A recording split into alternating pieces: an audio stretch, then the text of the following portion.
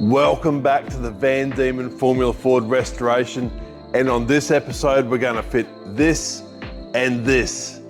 That's the gear stick, and that's the steering wheel. The first challenge we're going to tackle is to fit the steering wheel. Steering wheel goes inside the cabin of the car and attaches to the steering column. The steering column goes all the way to the front of the car and attaches to the steering rack. So we need to get all of those components in the car, and sure enough, we can laugh. The steering rack's been pulled apart, there's bits missing. We've scoured the world, we've found those necessary bits that we need. Everything's cleaned up and we're ready for assembly on the steering rack. So then we can work backwards. We can assemble the steering rack, fix it, put the steering column in the car, and then we can fix the steering wheel off. I actually don't think I've ever had one of these apart before. All we've really done since pulling it out of the containers is a lot of cleaning. This has gone through the vibratory polisher again and has brought the finish back up to basically brand new. Everything looks really good. This shaft itself was quite badly rusted. It's also been refinished and should be right to go in the car. It's been die checked for cracks, make sure the ends haven't cracked or anything silly like that. So not knowing the history of these components and why it actually got pulled apart, we've been a bit concerned about missing anything or overlooking anything. So a lot of effort's gone into double checking and triple checking absolutely everything. But now we've got everything cleaned up, we should be right just to put it together, then bolt it back into the car. Now hopefully we have all the parts we need, everything's cleaned up and ready to go for assembly. So before we do that, we'll make sure we've got all the tooling we need. Circlip pliers for the end cap, it's got a circlip in it. A hammer, we need to get the lower bearing in, so we've got a hammer for that. Now to hit that bearing in, I'm just using a 1/2" drive socket that's the right size for the bearing with the short extension, and if you put them together backwards, you've got a really cool installation tool that'll work just fine. Now another thing we're going to use naturally is the KCK grease. Now this is a little bit lighter grease than people would normally use in a steering rack, but remember, a driver steers by feel, not by where his hands are at. So a thicker grease will sort of dull that feel a little bit, it'll make the rack a little bit gummy. So if we can keep that as light as possible to give the driver the best feedback he possibly can, it'll build confidence in his driving ability. Now also on that, make sure there's no chips, burrs, the bearings are free, that there's no crunchy bits, because that will translate down the steering column and the driver will feel it. And he might not know what it is, but he will have complaints that you will never be able to find because it's actually in the steering rack and it's affecting his feedback inside the car. Another absolutely critical component for this is good rags. We've been lucky enough to get some rags from Paul Gregory. Mate, you are an absolute champion, and these rags are so nice to work with, so I'm not scared of sticking my fingers in the grease at all. But a clean rag is something you really need. You don't want to be putting contaminants inside these components while you're putting them together. So that being said, we're ready for assembly. The first thing to go in, I hope, is the lower bearing. Now, keep in mind, I haven't done one before. If I'm doing it wrong, let me know. But I'm gonna get this first bearing in. It drops all the way in the bottom of that sleeve into the shoulder. And then I'm hoping that that will sit in there loose, so then I can get this steering rod all the way through, and then we're basically done. So I'll tap that in now.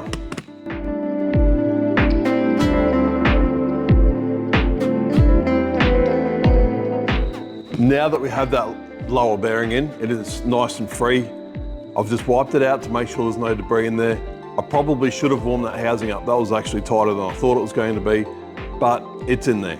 So now it's grease time. Time to get a little bit messy.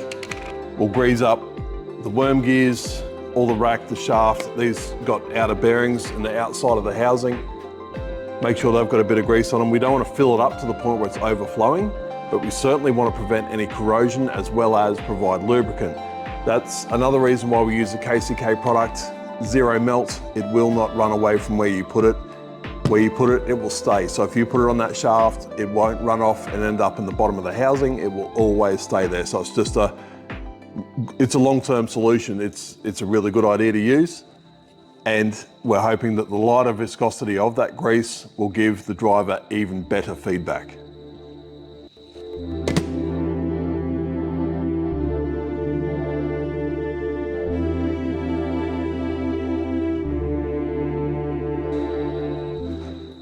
Another thing I've noticed while I'm getting grease everywhere is the offset on the worm. And even if you look at the housing on that shot, you can see the pinion's actually offset in the steering rack. So this will only go one way. If I go that way, it's central. If I go the other way, it's a whole lot of shafts sticking out one side and none sticking out the other. So I'll keep that in mind while I slide this in. I'm going to try it without that in.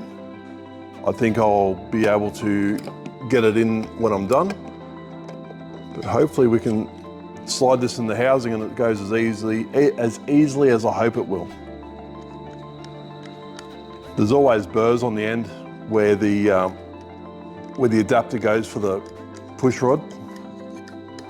But once we're into where it normally operates, it should be very smooth, which it is. You can almost feel it drop in, but that's beautiful and smooth there. So I'm hoping if I get this in the right spot,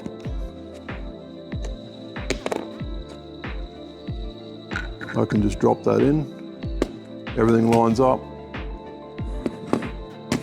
tap that bearing home, and then put the end cover on.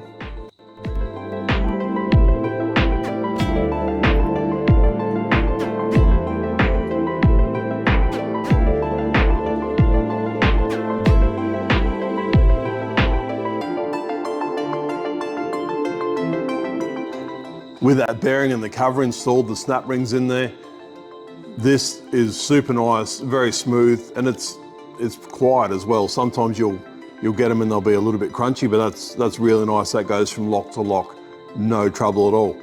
Next thing to go in through this front port is this little plunger, and it's almost like a preloader. It sort of pushes the rack shaft back onto the pinion to take up any slop.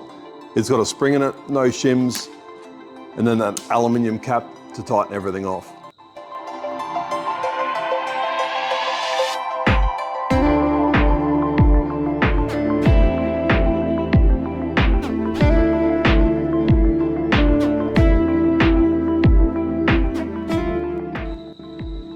And just like that, the steering rack is back in one piece and works perfectly and looks right too. It looks new, looks like it should be ready to be fitted to the car. Now, I didn't take this off and I struggled to remember where it goes, but I know it goes on the front of the car, and the only holes it actually lines up with is these ones here in the chassis. So if we get that the right way, that sits in there, gives us plenty of room for the steering column to come up between the pedals. So now that we know that's where that goes, put some bolts in it, and then we can work on the steering shaft.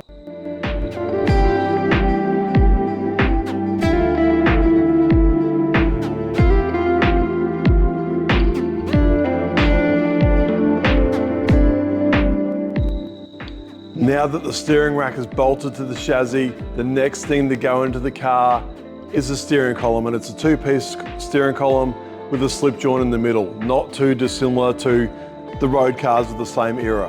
It's a safety feature. Should the front of the car cop a really big hit, the rear of the steering column near the driver is supported, and this shaft should break the shear bolt and slip into itself to prevent the driver being hit by the steering wheel. Very effective design, used in road cars, and certainly helps with the safety of these cars. That being said, now we're ready for assemble. We can put these slip joints together, they are quite firm, and then we can put the universal joint on the end, bolt it up, and we are just about ready to fit that steering wheel. Now that we have the steering column put together in one piece and the holes actually lined up pretty well, the absolute next thing we need to put on is this. This is the bush at the driver's end. If we don't put that on now, we'll never be able to get it on.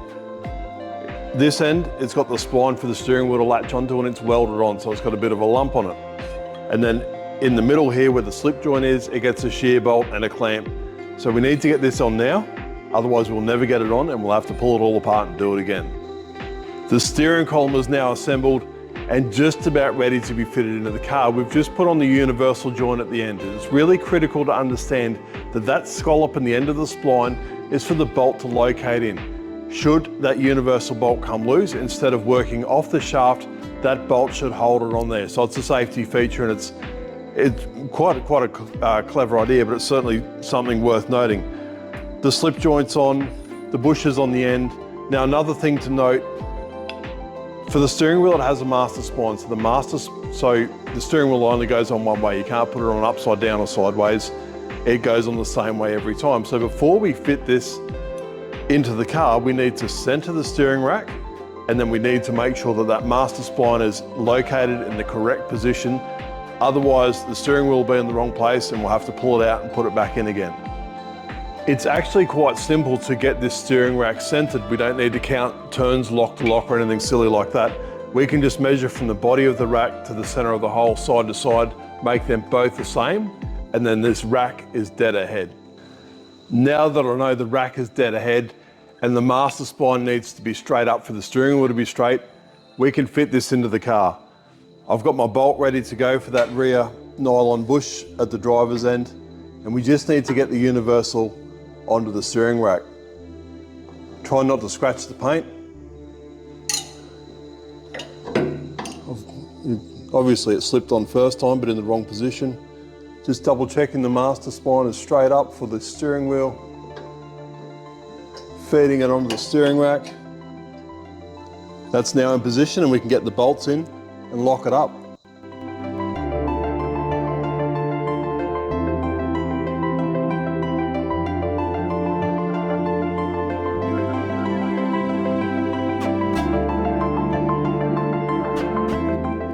That's actually pretty cool to have the steering wheel in the car. It's in there, it fits, it works, it does everything it's supposed to do. Now, we tossed up about upholstering the steering wheel or recovering or renewing it, but I think that really detracts from what we're trying to achieve here. We're restoring it to as it won its championship, and this steering wheel tells a story. And to be fair, the only thing the driver will see when he's sitting in the car is the steering wheel, and the driver put those stickers on that steering wheel some 20 years ago. It's certainly functioning, it's certainly serviceable, there's nothing wrong with the steering wheel, and I think it tells a really cool story, and I'm hoping it'll bring back a whole lot of memories for the driver when he jumps in this car for the first time.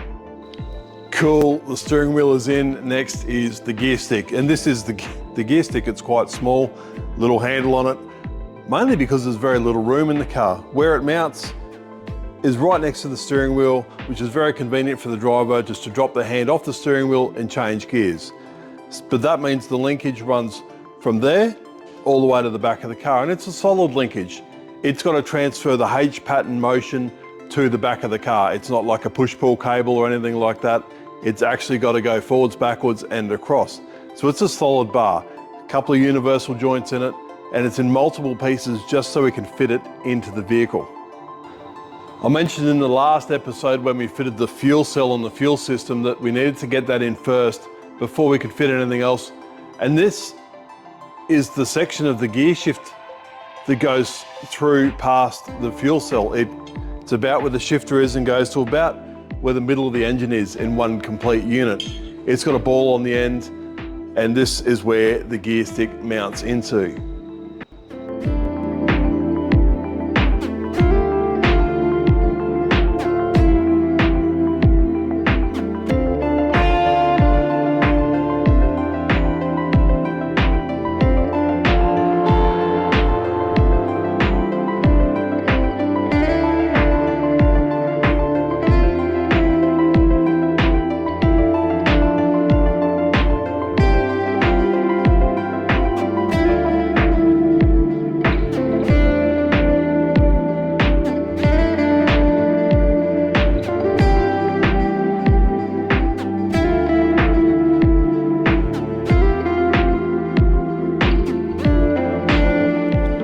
That's the front section of the shifter in. It uses adjustable rod ends so we can adjust the placement of the gear stick. It's very limited clearance for the driver to get his hand around the stick while he's sitting in the car. So it's the compromise between it hitting his leg and hitting the car and wearing his knuckles out. That's unfortunate, but that's what it's like to be a race car driver. That's in. Before we get all that locked up and adjusted, we've still got 2 more bits of shifter to get to the back of the car.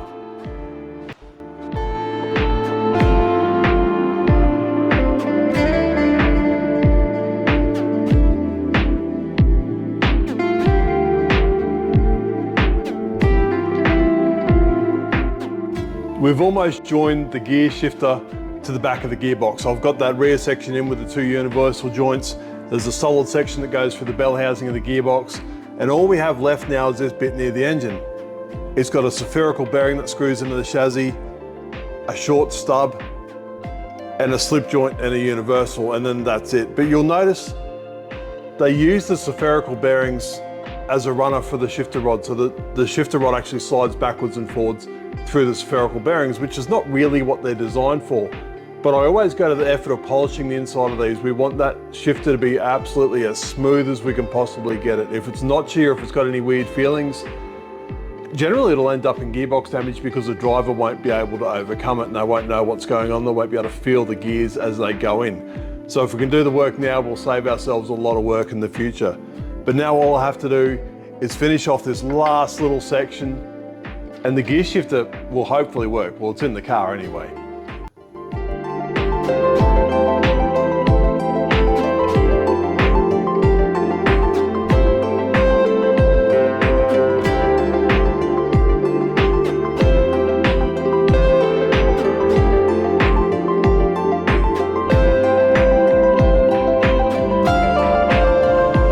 Gear linkages, the gear shifter, the steering wheel, steering column, steering rack are all in the car and fitted off, and they all look really nice. They look like they're supposed to be in there.